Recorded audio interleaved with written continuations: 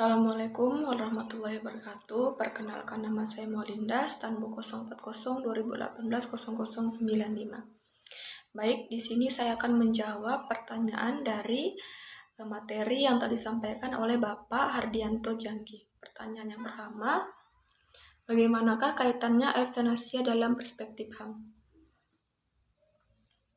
Hak asasi manusia atau disebut juga dengan HAM dipahami lebih secara manusiawi sebagai hak-hak yang melekat pada harkat dan hakikat kemanusiaan kita, atau dapat dirumuskan sebagai hak yang melekat dengan kodrat kita sebagai manusia.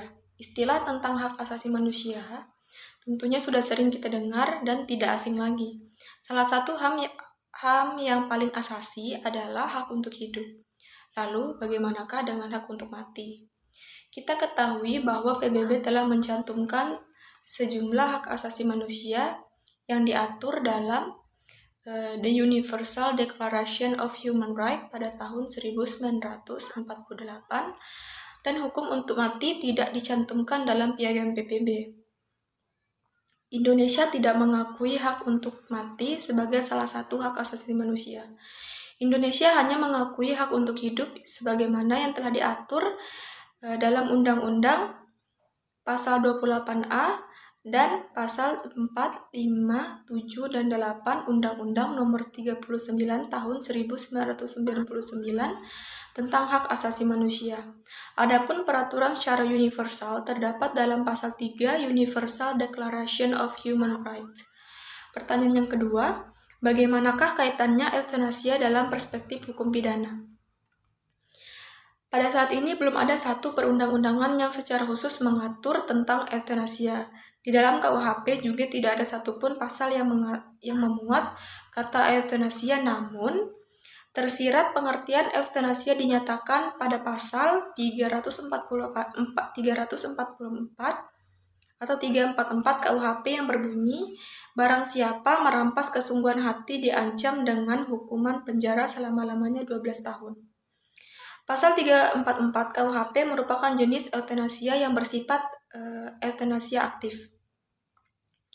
Dari bunyi pasal tersebut dapat disimpulkan bahwa seseorang tidak diperbolehkan melakukan pembunuhan terhadap orang lain, walaupun pembunuhan itu dilakukan atas permintaan si korban sendiri. Pertanyaan yang ketiga, bagaimanakah jenis euthanasia dalam hal cara dilaksanakan? Dilihat dari cara dilaksanakan, euthanasia terbagi menjadi dua, yaitu euthanasia aktif dan euthanasia pasif. Euthanasia aktif terbagi menjadi dua, yaitu euthanasia aktif langsung dan euthanasia aktif tidak langsung. Euthanasia aktif langsung adalah tindakan medis secara terarah yang diperhitungkan untuk mengakhiri hidup pasien. Euthanasia aktif langsung terbagi menjadi dua, yaitu euthanasia agresif dan euthanasia non-agresif. Euthanasia agresif adalah tindakan sengaja untuk mengakhiri hidup pasien, sedangkan euthanasia non-agresif adalah pasien menolak